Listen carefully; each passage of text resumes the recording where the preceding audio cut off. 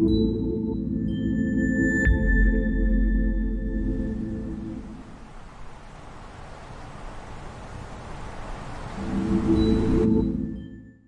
Namur, merci pour l'invitation à Kikk. Je suis vraiment heureuse d'être ici. So thank you for the lovely invitation. And I just want to know who's out there. So do we have artists out here? Yeah, same. We have any students? Est-ce qu'il y a des élèves ici? What about moms and dads? Sisters and brothers? All right, me too. Good. So, yeah, I'm Darsha Hewitt, and I'm originally from Canada, Montreal, and moved to Germany 5 years ago to go work at the Bauhaus. So I'm an artist as my main work, and I'm working across new media and sound art, or sound studies, and I'm building a lot of sound installations, electromechanical sound installations, doing performances, and working interdisciplinarily, also with photos and drawings and what have you. And for teaching, I'm also teaching in the Sound Studies department right now at the University of Art in Berlin, but more fun are the hands-on electronics workshops I do for and with people at festivals and things like this. So my talk is called Experimenting with Obsolescence, and I'm going to take you on a little trip through my art practice, but instead of just showing you the final outcome, I thought I would also show you some of the ways that I end up getting to that final outcome. I take a bottom-up approach where I'm really interested in looking at how to experiment intuitively with electronics and things that I find in the garbage. So to start off with, just one of the main things I like to think about here is that there's a lot to be learned by looking at garbage. I come from a family where my mother was an artist, she still is, and my father an antique dealer. And this idea of finding value in learning something about society by looking at things that people have thrown away, things from the past, was just always quite relevant when I was growing up. So paying attention to detail and seeing how things have been worked or used and where they come from has always fascinated me, and it was also an economical source as I was growing up. So, sorry, I'm getting a little bit confused here. Yeah. So, one of the things, and also since I know that there's a lot of designers here, one of the things that I find quite frustrating is when I am going through the garbage and looking at electronics, it's quite clear that these things are full of useful elements, or the ways and reasons why they've been thrown out are because of a very small break. So I do like to put up here a slide about what planned obsolescence is, because I have given a talk before and discussed it, and somebody asked me if it was a conspiracy, and clearly it's just a design that's part of capitalist culture. You know, is anybody here wearing stockings? Okay, you guys know what stockings are? And they're often, maybe once or twice, once you wear them, there's tears in them. This is not just because of stockings, this is like designed into it. Same with light bulbs. There are light bulbs that could go on for 100 years burning, but they've been designed to be replaced as an economic, for economic reasons. So I like to think that like the concept of deconstruction is very important to me. And has anybody ever heard of the term media archaeology? Yeah, so this idea here of this is a way of demystifying technology, demystifying the objects around you by opening them up and learning how they work. And I find it quite interesting because we can learn a lot about ourselves. And when we do that, we can trace out structures of economy, power, and control that are kind of embedded throughout Western culture. So to demonstrate this, we're going to go on a little nerdy little journey through the history of the loudspeaker.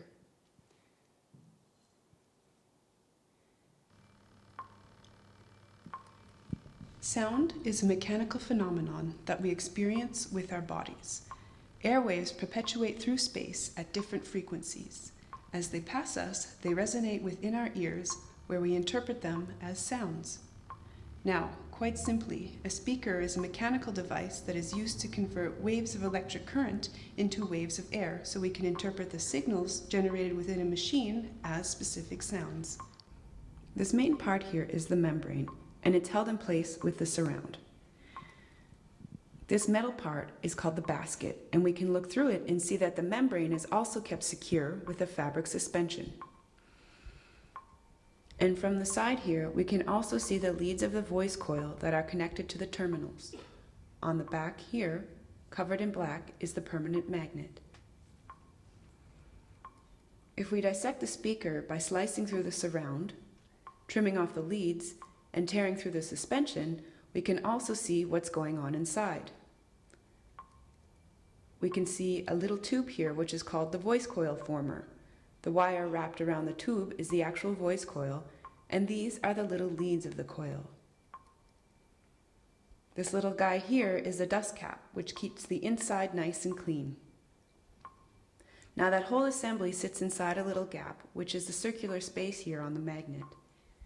This is called the flux gap, and in here is the magnetic field we get from the permanent magnet.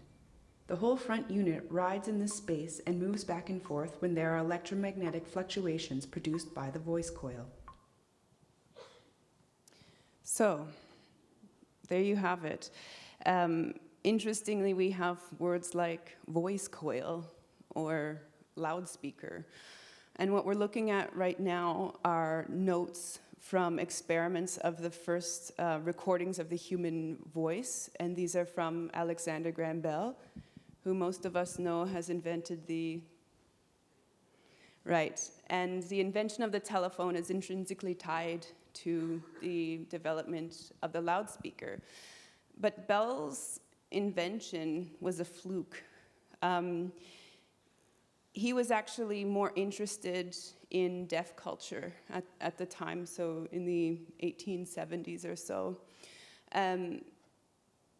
His mother was deaf and his father was an elocutionist, so somebody teaching people how to speak. And Bell, quite simply, was somehow evil, and he thought that deafness should be eradicated. So his inventions, which here we see one that has some weird part of it, which involves a piece of a human head.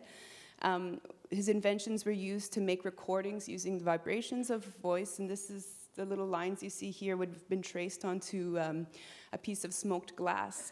And the idea was that he could make tools that would teach deaf people to talk as if they could hear, totally disregarding the rich and vibrant aspects of sign language and deaf culture in itself.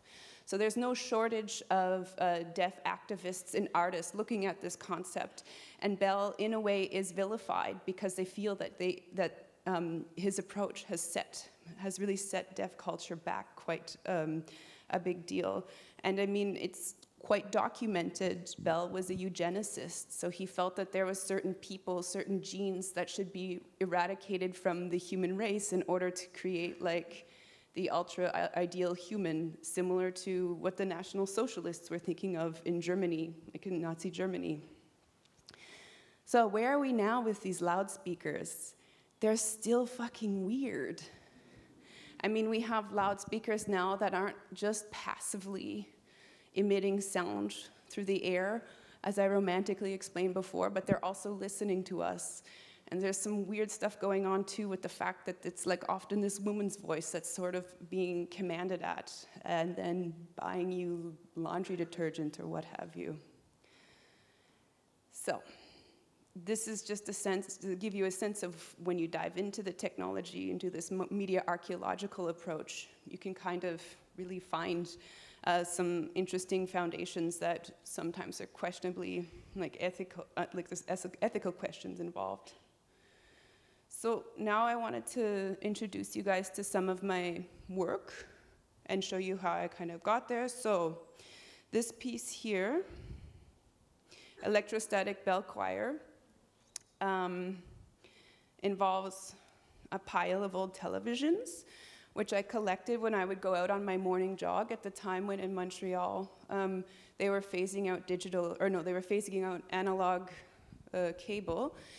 And a terrible job was done in letting people know you just need a converter in order to switch over and convert the signal to digital. So there was like tons of televisions on the ground. And I just was like kind of feeling really uneasy by seeing them all. So I was getting a bit of a workout by dragging them back into my studio and sort of trying to figure out, what can I do with these things?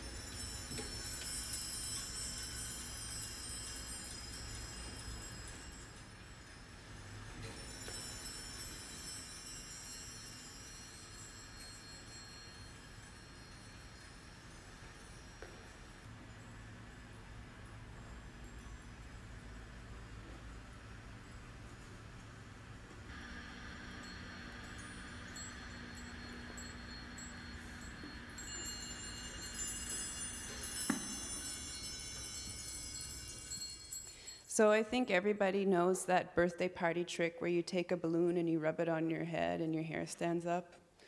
So that's the effect that I'm working with those televisions. When the TV turns on, there's a huge burst of voltage, and that we have electrons shooting through this vacuum tube, and then static charges come out. So this is what it looked like in my studio at the time.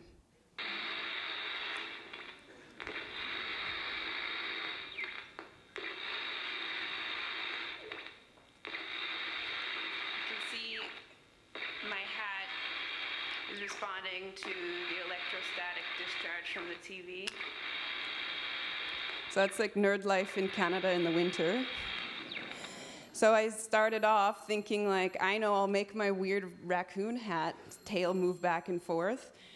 And then I realized I had a bunch of old rotary telephones. So I took out the bells and I would put them in front of the TVs, and I hung a little ball in front of them. And they would essentially, I created a little circuit, and the ball would swing back and forth and hit the bells when the TVs turned on. And I was like super impressed with myself. I was like, I have really found this amazing discovery. And then I like went onto the internet. And it turns out that other people made this amazing discovery in the 1700s, and they're called electrostatic bells, highly documented online and in the history books. And this was used just as electricity started to get weird and exciting, as a way to show that there is potential with static electricity. So I'm often finding myself in a position where, like I said, I don't start with an idea for an artwork, but I just sort of like work through it in my studio by doing experiments, and I don't have an engineering background. I kind of understand Ohm's law, but only really hands-on. Like I can tell you when there's a lot of current running through something when I've been shocked or electrocuted by it. So it's sort of like I walk into the technical field backwards, and I actually think that this is what saves me, because I find all these weird ways of working with it that aren't necessarily the standard approach. So I wanted to talk a little bit more about this idea of low-tech materials. Once you start to know how machines work, and what's on the inside of them, you can't go past a pile of garbage and look at it the same way. It's kind of like when you learn how to hunt mushrooms. You go into the forest and all of a sudden it's like, whew, there's this new level of understanding. There's something quite liberating about working with failed and dead media, because it's already broken. I don't have to worry about breaking it again, because I know that there's always going to be more and more and more. So really, as one of my mentors here is stating, low-tech materials they're really like the new abundant, like naturally reoccurring resource. And he paints this idea of their, looking, like combing the streets, like people go out once the tide is out, looking for things that the waves have brought in. So it really becomes this fertile ground for inspiration and like gross stuff and all of these things that come together with it. So the next work, the feedback babies.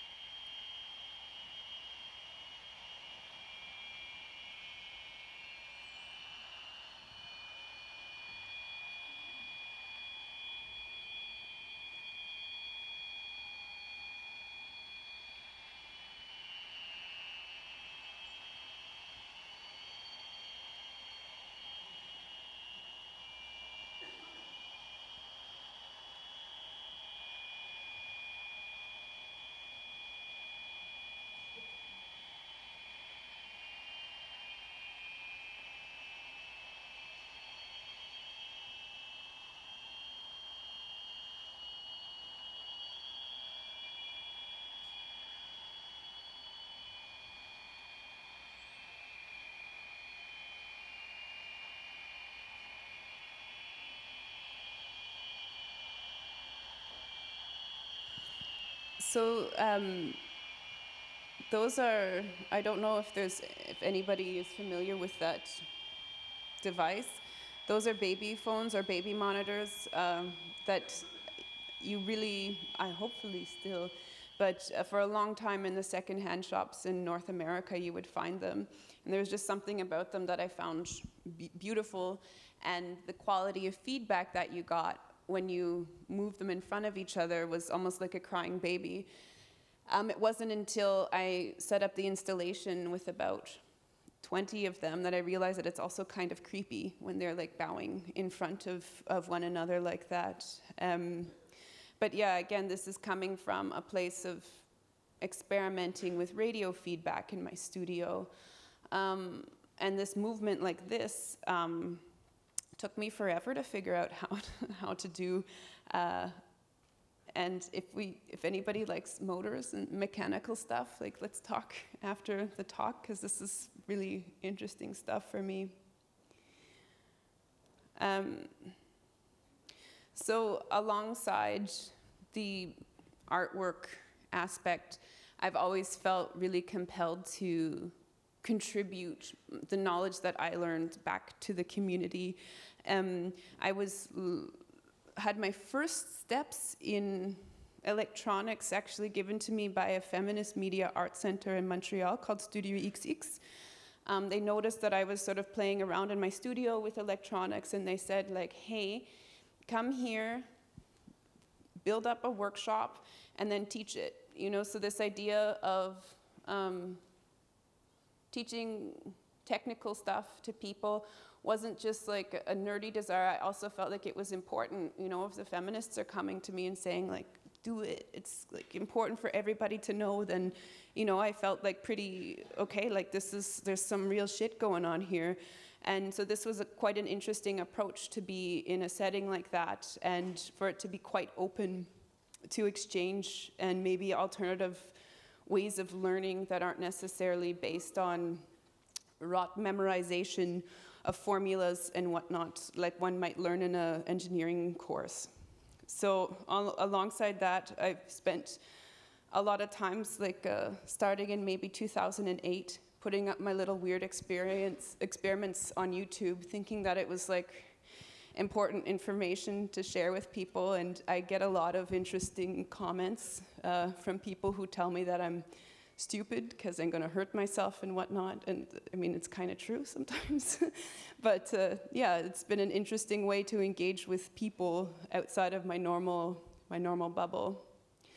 So my students are also pretty actively involved in this pursuit of going to the garbage and finding things to work with. I think if you're just starting out with electronics and you want to know what's going on, it's wonderful to go to the garbage. It doesn't cost much, and you can take things apart and repurpose stuff.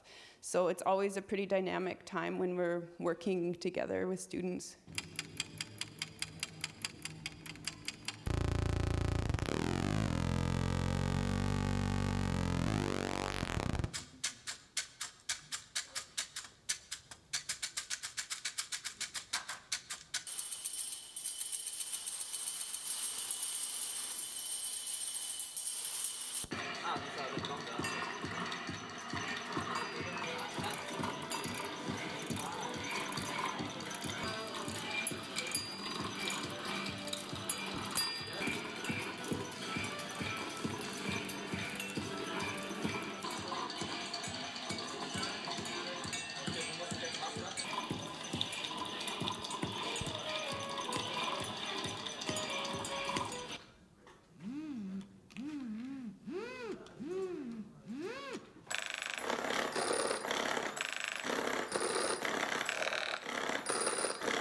Der Ground dazu.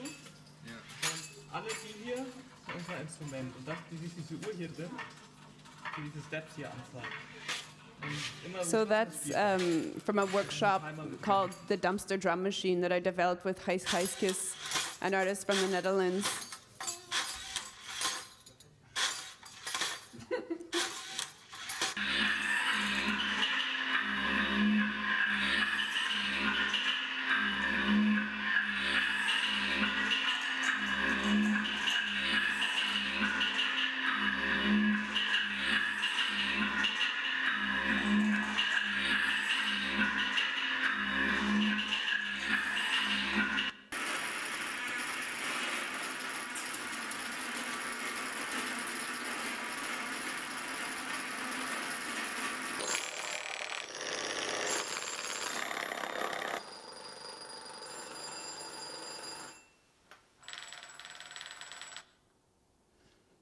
So that last piece with the little ringing boxes, the student took apart a massage mattress and pulled out the motors and made this really interesting interface for playing bell music on. And so another one of my pretty big investments of brain knowledge is a work around this thing here. Anybody know what this is? Any idea? Who is that? You know me, don't you? This is the Wurlitzer Sideman 5000 without its housing on. It is the world's oldest commercially available drum machine made in, can you guys guess what year? Anybody? 19? Younger, older. It was made in 1959, and cost-wise at the time it would have been about 3,000 euro today. And it's super heavy, it's like this big. And it plays ballroom dance music at various different speeds. So I really committed myself to this machine, trying to figure out what's going on, because I found that in like music nerd culture, everyone's like super into drum machines, like the Roland 808 and this kind of thing. I was like, well, why hasn't anybody done a full dissection of the Wurlitzer Sideman? And it's because it's a fucking beast, and it's using vacuum tube technology, which is like kind of scary, and not a lot of people know what's going on anymore. So I made a series of online videos talking about how each section works and various other artwork with it. So this is a little sample of the videos.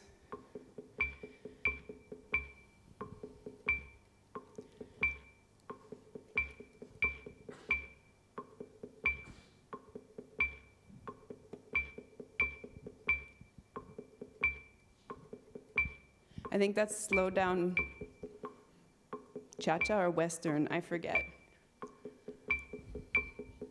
But I do a workshop with people where we make a bank of samples with it, because there isn't one yet that exists. And not only do we make samples of the actual music that it plays, but also the electromechanical sounds. And what's also wonderful is, as a way of getting to learn about how circuits and hardware works, nothing beats it. I mean, you can see all the connection lines. The resistors are giant. That's a large switch with multi-positions to switch between the various voices of the machine. I mean, we really get a sense of the hand in here when you look at this switch, which was totally dirty, and I had to repair it when it came along. And just the ways that the cables are managed and everything like this, like, you really get a sense of the hand.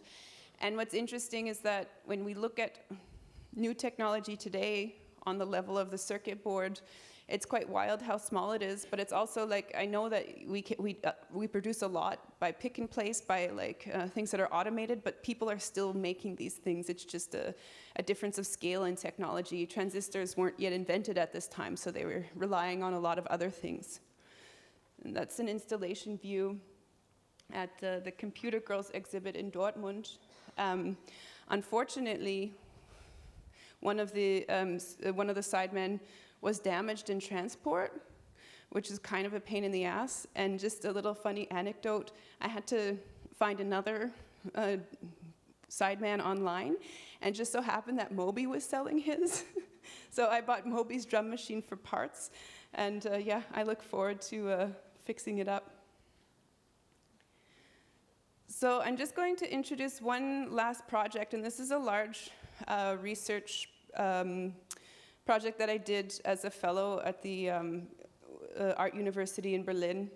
So when I moved to Germany, I moved to the former East in Weimar, and I didn't know much, but I would kind of walk around the city and notice there's a different design and different approach to certain things left over from this period.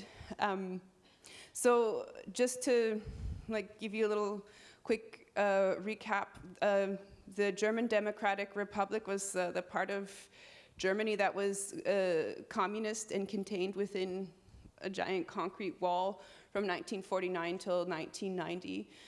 And they didn't have a lot of partners and allies at this time, so there was huge restrictions on imports, really scarcely available raw material, yet there was a very abundant and highly skilled workforce. So for instance, one of my friends, when he was born, his parents bought a car, and it was available to them 15 years later.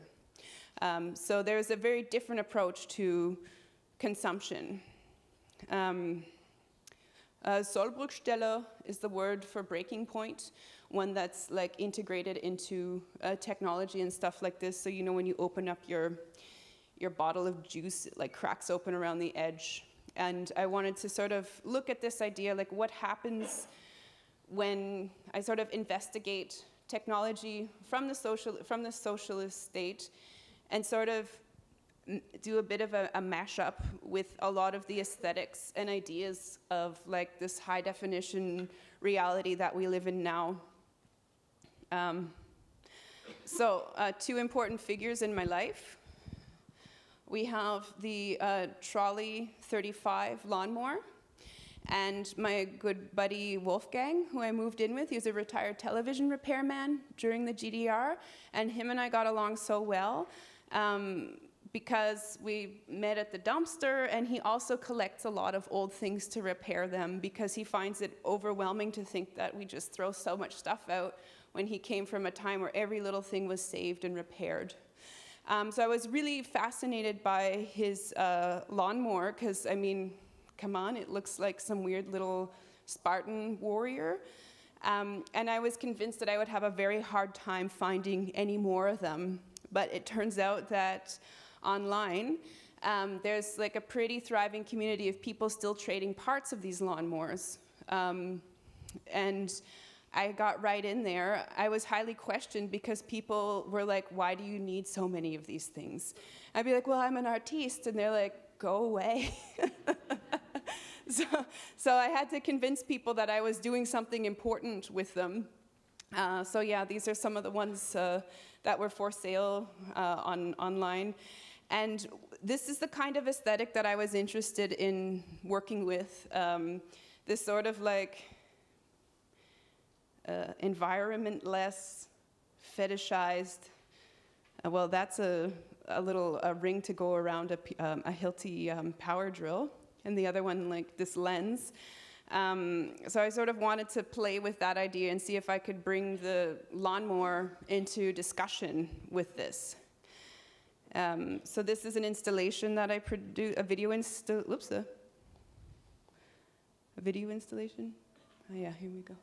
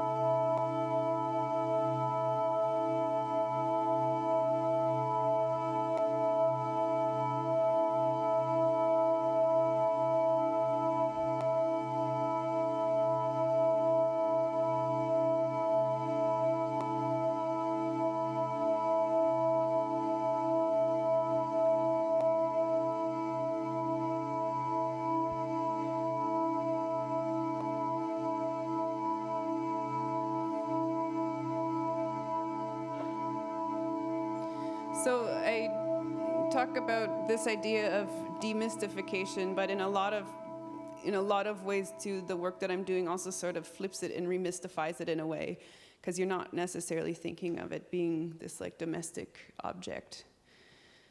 So this is in Leipzig, where I've sort of been treating them like these artifacts, museum objects. What was also interesting is that the user manuals, true to form with like a socialist iconography and practices, is it was important for there to be women involved in the technical fields. So all of the user manuals had women demonstrating how the lawnmowers would work. So in that series right here, I was cropping them out and sort of maybe inventing this world where these little robot machines were trained by nurturing mothers or something like this. Something also that I found quite interesting is that everything down to the box that the lawnmowers were delivered in, packaged in. Also think about this, there's also a big emphasis on maintaining the material. You have down here on the bottom, it says that you were obliged to return the packaging to the state, and it shows how much it costs. And I think that this is an interesting way of thinking, you know, in this time where we're like we're reaching our limits and needing to like rein everything in to produce less waste. Maybe socialism had some ways of some practices around technology that were actually that are actually meaningful to us today. And here is a letter that I found in one of the user manuals, and it's a request from a housing community asking the state if they can have more blades for their lawnmowers because theirs are worn out. And these are kind of the things that I came across. In the middle, you have the brand new blades. On the side here, you have one that's been really worn out. And then here you have a makeshift one that's been made out of some leftover sheet metal. When I would go and make trades with people and try to collect the lawnmowers, I was often asked if they could keep, like the people would want to keep the blades. So I thought this was cool. An interesting aside that I came across during this project is one of the other few models of lawnmowers that was available during the German Democratic Republic time. And I think that this is like a wonderful design. What we have here is the ZRM 450, and it's a chassis of a lawnmower. And the idea is that you or somebody you know has an electric drill, and you pop the drill into the top of the lawnmower, and then you go and like battle your lawn like this. So I think that this is also an interesting approach where perhaps the whole product doesn't come with everything you need, but you have a way of mashing it up with another piece of gear and making the most of it that way. So one last work. The direction that I've been going lately is to be building high-fidelity sound systems out of garbage.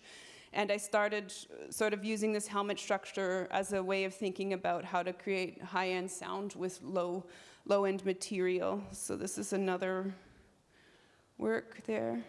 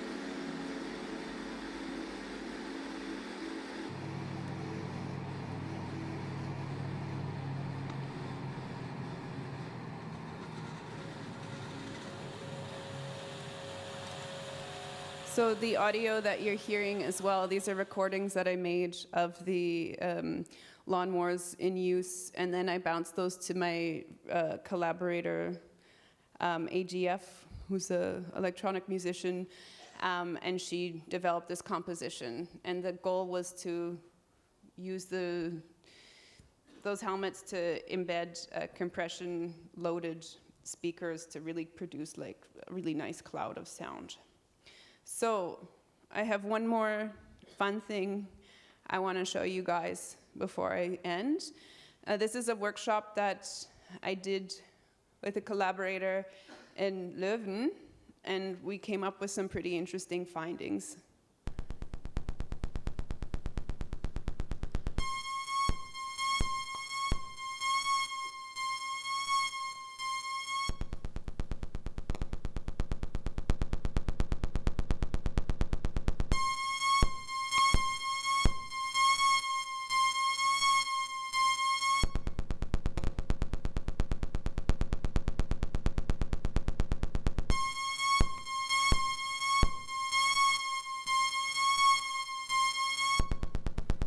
So here we are, it's the last few hours late at night at the Hacklab-Stück at the Artifact Festival, and a few of us are here to show you a really fun hack that we found. Somebody purchased a secondhand child's fake microphone that gave some pretty interesting echo effects. And then, of course, it was busted open in the spirit of the Hack Lab. And then we realized that there was this really interesting disco LED in there, and we were playing around with it. And then we thought it was like, hey man, why don't we just jack it into the mixer and see if we can hear the actual sounds of this little disco LED. And what we realized was something quite fascinating. There's actually a little chip, little integrated circuit on the inside of the LED that gives us some extra special surprise. So I'm going to patch it into this jack here and then hit it, Marie. Not bad. And maybe we can hit the lights too. I'll go hit the lights.